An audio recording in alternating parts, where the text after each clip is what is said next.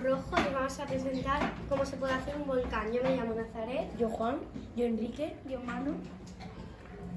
y lo primero de todo que hay que echar es colorante alimentario.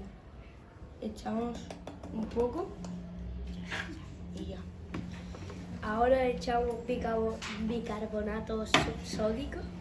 Bastante, Bicarbonato de bastante. sodio.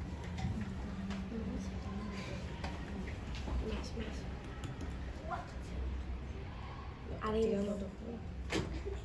¿Vale? Creo que ya bastará. Y ahora ponemos un poco Vinagre. de vinagre en un bote. Ponemos un montón.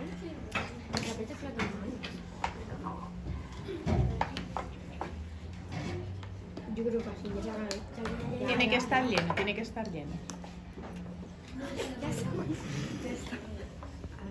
Después lo ponemos.